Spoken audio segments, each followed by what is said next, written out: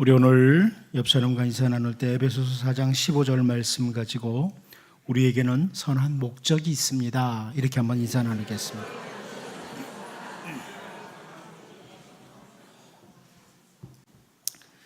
다윗이 그 유다 지파만의 왕으로 있다가 온 이스라엘의 왕의 자리에 앉게 됩니다. 그 후에 그 사무엘하 7장 1절 2절 말씀을 보면 여호와께서 주위의 모든 원수를 무찌르사 왕으로 궁에 평안히 살게 하신 때에 왕이 선지자 나단에게 이르되 볼지어다 나는 백향목 궁에 살거늘 하나님의 교회는 휘장 가운데 있도다. 이런 표현을 합니다. 다윗의 마음에 이 선한 마음, 좋은 생각들이 자리를 잡은 겁니다. 나는 지금 왕궁에 참 백향목 궁에 편안하게 있지만 하나님의 교회는 지금 저 휘장 가운데 있다. 어떻게 하면 그 하나님의 교회, 하나님을 모시는 이것이 아름답게 지을 수 있을까? 이런 선한 계획을 세운 거죠. 그러자 선지자 나단이 곧바로 다윗에게 반응을 합니다.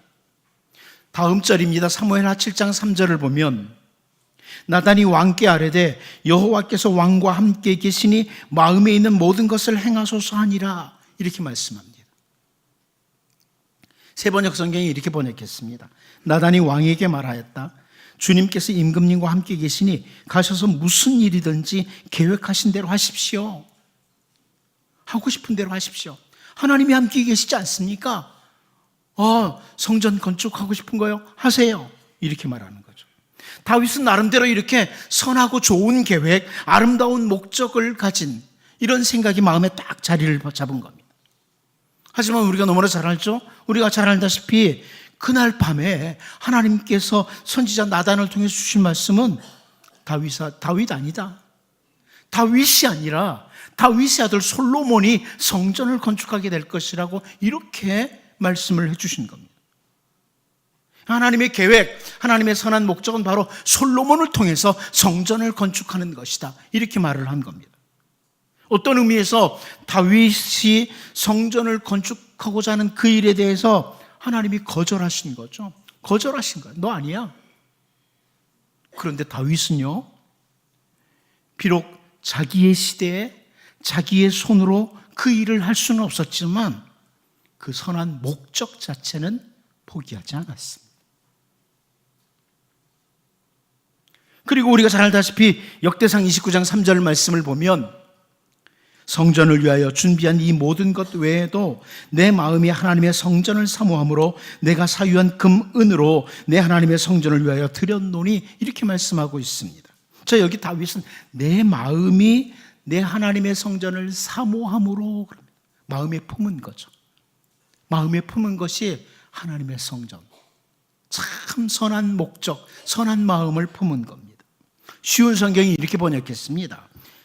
나는 이미 이 모든 것을 성전을 위해 바쳤습니다. 뿐만 아니라 오직 하나님의 성전 짓기를 바라는 마음으로 내가 가지고 있던 은과 금도 바쳤습니다. 이렇게 번역을 했습니다. 결코 하나님을 위한 성전을, 그 선한 목적을, 아름다운 계획을 포기하지 않고, 하나님이 거절했지만 포기하지 않고 최선을 다하는 다윗의 모습입니다. 다윗은 그의 일생 동안에 언제나 선한 계획, 선한 목적, 이것만 가지고 열심을 냈던 것은 아닙니다. 우리가 잘 알다시피 밧세바와 간음한 후에 밧세바가 임신했다는 말을 듣고 다윗은 악한 계획을 세우고 악한 계획에 따라서 열심을 냅니다. 결국은 밧세바의 남편인 우리아를 죽이는 상황까지 가고 정말 열심을 내었던, 악한 일에 열심을 내었던 다윗을 우리가 너무나 잘 압니다.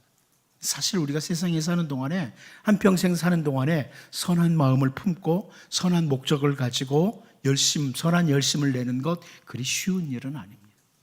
기도 제목입니다.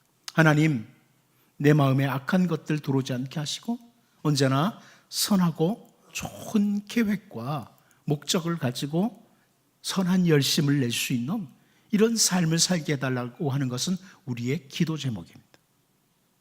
우린 지난주에 이어서 왕의 자리에 앉았던 이 요아스가 가졌던 계획을 보았습니다. 성전의 파손된 부분을 수리함으로 이제 요아스의 선한 계획을 막 진행하려고 했습니다. 그 모습을 우리가 오늘 계속해서 보려고 합니다.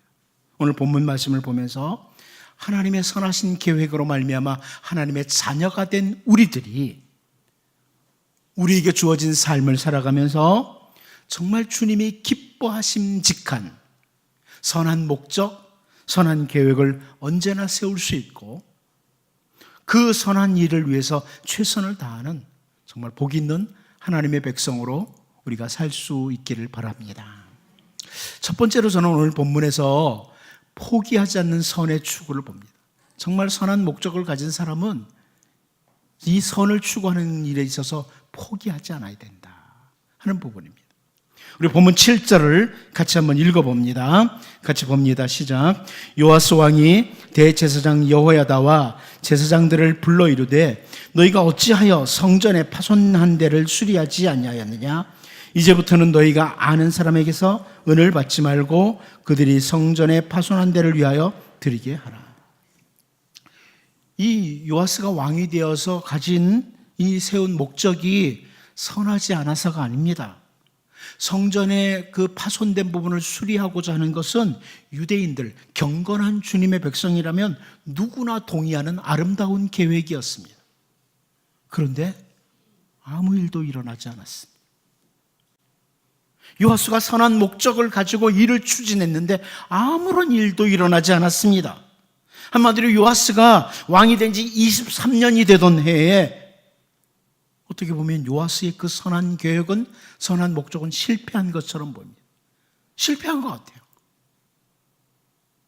그런데 요아스가 그 선한 계획을 포기하느냐? 절대로 포기하지 않습니다. 긴 시간 동안 아무 일도 일어나지 않았지만 마치 자기가 가졌던 선한 계획이 실패한 것 같은 상황에서도 요아스는 포기하는 것이 아니라 다시 시작합니다. 여러분, 세상에 사는 동안에 선한 목적, 선한 계획을 세우고 열심히 달려가는데 어느 날 보면 아무것도 되지 않는 것 같아요. 내가 지금까지 수고한 게 뭐냐? 내가 열심을 낸 게 뭐냐? 아무것도 없는 것 같은 그런 생각이 우리에게 찾아올 때가 있습니다. 하지만 그때에도 우리는 그 선한 일을 추구하는 것을 중단해서는 안 됩니다. 결코 포기해서는 안 됩니다. 모세의 경우를 들어보죠. 미디안 광야에서 양을 치고 있던 모세, 하나님께서 나타나셔서 사명을 주셨습니다.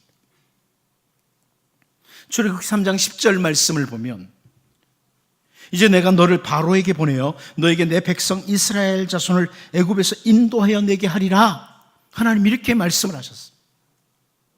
하나님이 주신 선한 계획, 선한 목적이었습니다. 이 하나님의 선하신 계획을 따라서 모세는 애굽의 그 바로 앞에 나아갔고 그 백성들을 인도하려고 시도합니다. 세월이 지금 많이 지난 후에 우리는요, 오늘 우리들은 그때의 상황에 대해서 그때 10가지 재앙을 하나님께서 내리셔서 이스라엘 백성들의 애굽에서 딱 아주 그냥 노래 부르면서 그러면서 나왔다고 이렇게 쉽게 말할 수 있습니다. 하지만 여러분, 그때의 모세의 심정이 어떻겠습니까? 10가지 재앙을 내리기까지, 그 하나님의 능력으로 10가지 재앙을 내리기까지 계속해서 버티고 버티는 당대의 막강한 힘을 가진 애굽의 바로의 반응. 정말 당시 이집트의 파로 하면 대단하지 않습니까? 그 애굽의 바로의 반응 앞에서 어쩌면 모세가 몇 번이고 포기하고 싶었을 수 있습니다. 그만하고 싶다. 이제 그만하고 싶다. 하나님 다른 사람 보내서 하시지. 이런 마음 안 들었을까요? 다윗의 경우를 볼까요? 선지자 사무엘을 통해서 왕으로 기름 부음을 받은 후에 다윗에게 찾아온 것은 수많은 고통이었습니다. 왕으로 기름 부음을 받은 후에 수많은 고통들이 찾아왔습니다. 사람이 살기 어려운 광야로 도망을 가야만 했습니다. 심지어 이스라엘 백성들이 원수처럼 여기는 블레셋 땅으로까지 도망을 가고요, 블레셋 사람들 앞에서 침을 질질 흘리면서 마치 미친 사람처럼 행동까지 했습니다. 차라리 이스라엘의 왕을 안 하는 편이 낫겠다, 이런 생각과 함께 얼마나 포기하고 싶은 생각이 들었을까요? 내가 왜 이런 삶을 살아야 되느냐고. 여러분, 하지만 하나님의 사람들은요, 하나님의 백성들인 우리들은 우리를 사용하시고자 하는 하나님의 선하신 계획을 따라 선한 목적을 세우고 달려가면서 결코 포기해서는 안 됩니다. 절대로 포기하지 말아야 돼요. 여러분, 가정에서 우리 가정을 정말 멋진, 하나님이 기뻐하시는 신앙의 가정으로 만들고 싶다고, 우리 교회가, 우리 조국 교회가 정말 하나님 앞에 아름다운 교회로 세워지기를 원한다고, 그렇게 눈물을 흘리고 기도하고 애를 쓰고 수고를 했는데 어느 날 보면 아무것도 없는 것 같아요. 모든 것 다 끝난 것 같아요. 하지만 여러분, 하나님의 백성은 선을 추구하다가 포기하지 않습니다.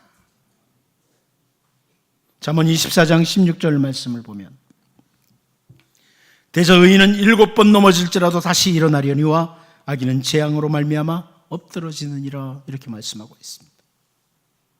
이 말씀 제가 현대어 성경으로 한번 읽어드립니다. 올바로 사는 이들은 수도 없이 넘어진다 할지라도 또 다시 일어서고야 말 것이다. 그러나 못된 짓만 일삼으며 사는 자들은 재난을 만나 한 번 쓰러지면 다시는 일어설 수가 없을 것이다. 여러분, 하나님의 백성은 선을 추구하다가, 올바로 살아가는 하나님의 백성은, 선한 목적과 함께 살아가는 사람들은 때로는 선을 추구하다가 길이 막히는 것 같을 때 있습니다. 길이 막히면 돌아가면 됩니다. 혹은 걸림돌에 의해서 걸려 넘어진다고 할지라도 다시 일어서고 다시 선을 추구한다. 이게 바로 하나님의 백성의 모습이라는 것. 우리가 주의 말씀을 따라, 그리고 주님이 원하시는 그 선하신 계획을 따라 선을 추구해 나갈 때 때로는 아무런 열매가 보이지 않을 때 있어요. 내가 이만큼 기도하고 내가 이만큼 수고했는데 도대체 무슨 열매가 있나, 이런 생각이 들 때 있습니다.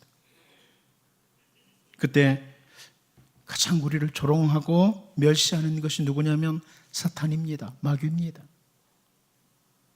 니까짓 게 뭘 한다고 그래. 여러분, 제가 지금까지 목회하며 살아오는 동안에 목사인 저에게도 사탄은 수도 없이 찾아왔습니다. 니까짓 게 무슨 목사라고 그래. 네가 뭘 한다고 그래. 그래서 얻은 게 뭐가 있는데. 얼마나 사탄이 우리를 조롱하고 멸시하고 넘어진 상태에서 일어나지 못하게 하는지 모릅니다.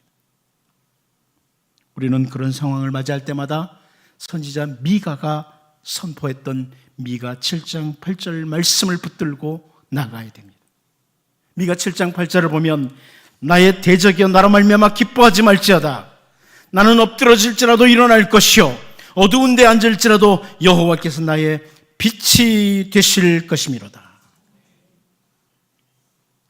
오늘 본문에서 요아스가 성전에 파손된 부분을 수리하라고 한 후에 긴 시간이 흘렀지만 전혀 아무것도 일어나지 않은 그런 상황 속에서 포기하거나 낙심하는 것이 아니라 여전히 선한 목적을 따라 선을 추구하는 이 부분을 보면서, 여러분이 가정을 위해서, 교회를 위해서, 정말 주님 나라를 위해서 수고하고 애를 쓸 때 때로는 아무런 열매도 없고, 그리고 모든 것이 끝난 것 같은 상황에서도 우리 주님이 공급하시는 힘을 공급받으시고 넉넉히 일어서시고 선한 일을 추구하는 일을 계속해 나가는 이런 주의 백성으로 살 수 있기를 바랍니다.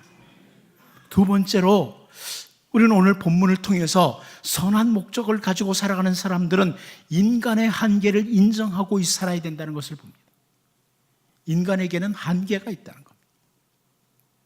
본문 7절을 다시 봅니다. 같이 보겠습니다. 시작. 요아스 왕이 대제사장 여호야다와 제사장들을 불러 이르되, 너희가 어찌하여 성전의 파손한 데를 수리하지 아니하였느냐?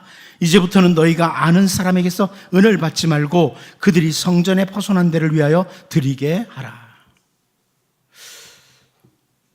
왜 그동안 성전에 파손된 부분을 수리하는 일이 전혀 이루어지지 않았는지 정확히는 우리가 잘 모릅니다. 이 요아스 왕이요, 대제사장 여호야다와 제사장들에게 너희가 어찌하여 성전 앞 파손한 데를 수리하지 아니하느냐 이렇게 질문을 해요. 먼저 이 대제사장과 제사장들이 자기들의 배만 채우는데 급급하다, 이런 해석이 있습니다. 한 걸음 더 나아가 설명드리면 그 성전에 파손된 부분을 수리하는 일에 대한 이들이 사명감이 없었다, 이런 이유를 설명하기도 합니다. 이 사람들이 그냥 우리가 이 성전 파손된 데 있는 상태에서 계속 지금까지 하나님께 제사를 드려왔는데 아무런 문제 없었다고, 이런 생각이 들을 수 있다는 거죠. 아무튼 대부분의 구약학자들은 이 제사장들이 성전을 수리하는 일에 대해서 대단한 사명감도 없었고, 또 그동안 그 아달랴의 학정으로 말미암아, 우상 숭배자의 학정으로 말미암아서 그 이 경건한 제사장들에게 수입이 없었잖아요. 먹을 것이 없었잖아요. 그래서 그 들어온 돈으로 자기들 생활비로 썼을 것이다, 이렇게 학자들이 그렇게 해석을 합니다. 자, 그런데 제가 주목하고 싶은 부분은 그런 부분이 아니라 그 제사장들 가운데 대제사장 여호야다도 있더라는 겁니다. 이 성전을 파손한 것을 수리하는 일을 하지 않은 사람 가운데 제사장들이 그런 것도 문제가 되겠지만 대제사장 여호야다도 있더라.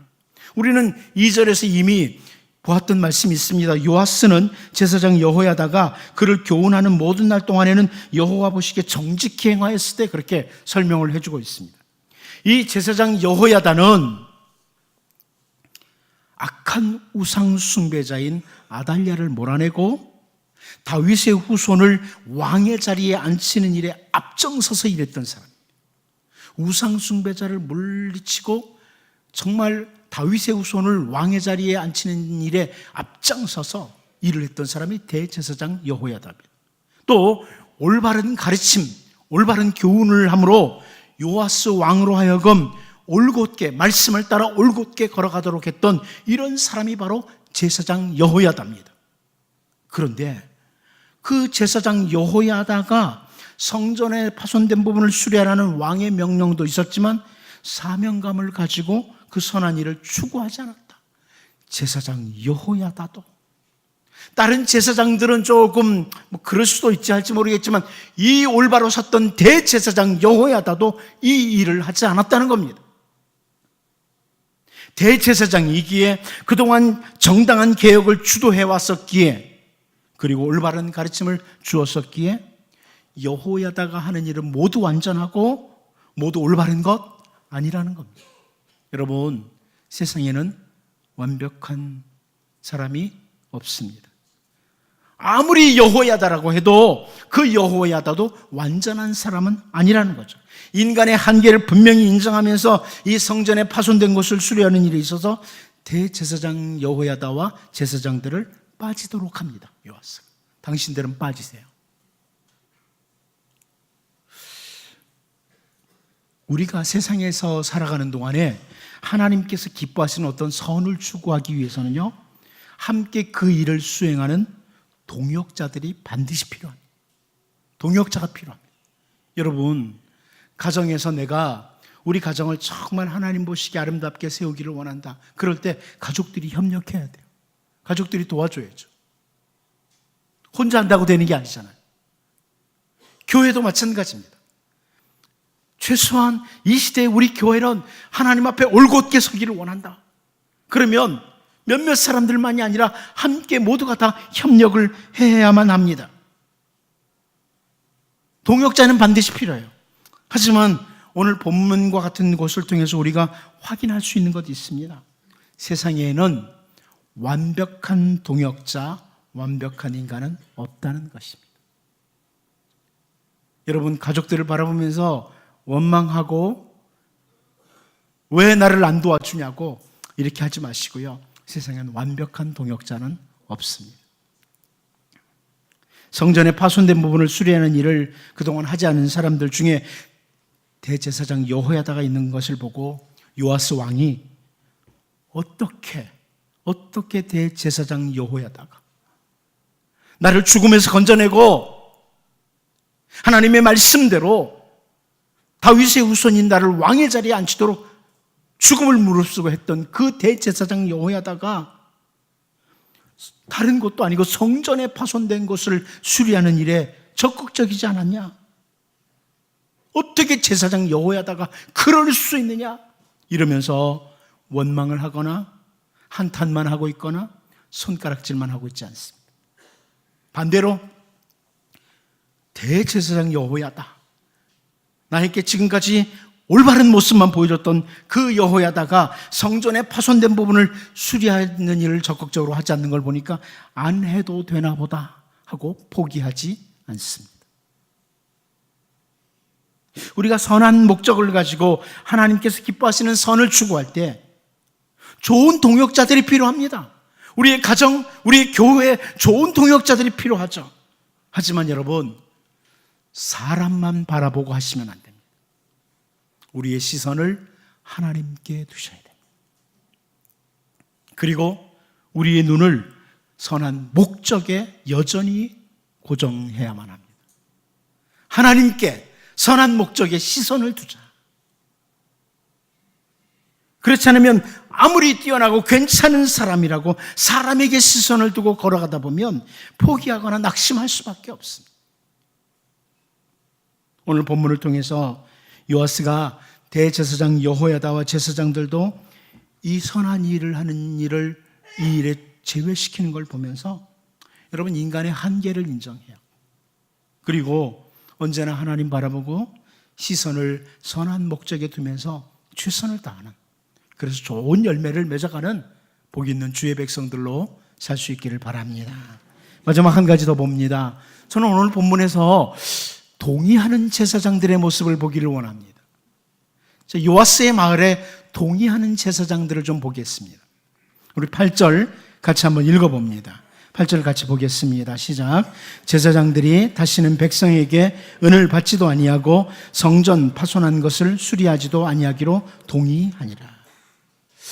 저는 이 오늘 본문에서 협력이라는 것의 한 중요한 부분을 봅니다.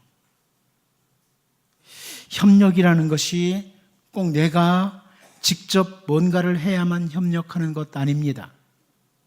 내가 꼭 뭔가를 내가 해야지만 일하지, 이것만이 협력이 아니라는 거예요. 지금 요아스가 하는 일은 다른 곳이 아니라 성전에 파손된 것을 수리하는 일입니다. 제사장들이 요아스 왕이 그 성전 수리하는 일을 하는데 자기들을, 제사장들을 제외시키는 걸 보면서 충분히 반대할 수 있죠. 다른 곳도 아니고 성전 수리인데, 성전의 책임이 누구에게 있는데? 우리 제사장들에게 있는데, 성전은 우리가 책임자들인데 성전을 수리하는데 왜 우리를 제외시키느냐, 이렇게 항의할 수 있습니다. 여러분, 가끔 자기가 제대로 하지도 못하면서 끝까지 자리를 붙들고 있고, 그렇지 않으면 자기를 무시한다고 하는 이런 사람들 있지 않습니까? 그럼 모세의 경우를 다시 생각해 볼까요? 모세가 애굽에서 종살이하던 이스라엘 백성들을 위해서 부르심을 받은 후에 수많은 어려움이 있었습니다. 하지만 그 모든 어려움을 이기고 이제 약속의 땅이 보이는 지점까지 왔습니다. 젖과 꿀이 흐르는 그 땅, 보이는 그 자리까지 왔습니다. 그런데 하나님께서 모세야, 너는 이제 빠져주라. 이제부터는 여호수아가 이 백성들을 이끌고 약속의 땅에 들어간다, 이렇게 말씀을 하십니다. 그동안 얼마나 수고를 했는데 이제 너는 빠지라고. 물론 모세는 하나님, 저도 저 약속의 땅, 젖과 꿀이 흐르는 땅 밟아보고 싶습니다, 기도를 드려요. 하지만 결국 하나님의 선하신 계획 앞에 순복하는 자세를 취하게 됩니다. 오늘 본문에서 제사장들이 요아스와 함께 곧바로 동의하는 모습을 봐요. 곧바로 동의하는. 여기서 우리는 협력이라는 것에 대해서 많은 생각을 하게 돼요. 물론 자리를 내어주는 것만이 협력이다, 이것은 아닙니다. 그렇게 생각하면 상당히 또 성경을 잘못 보는 거죠. 때로는 내 자리를 내어주는 게 협력이에요. 저는 가끔 목사의 자리에서 기도를 합니다. 하나님, 혹시 이젠 제가 내려갈 때가 안 됐나요? 새로운 사람이 이 담임 목사의 자리에서 사역할 때가 되지는 않았나요? 이런 기도를 조용히 해봅니다. 때로는 내려놓는 것이 협력일 수 있다는 거죠. 그런데 우리가 선을 추구하는 일에 상황에 따라 다양한 방법이 있다. 다양한 방법과 함께 협력을 한다는 겁니다.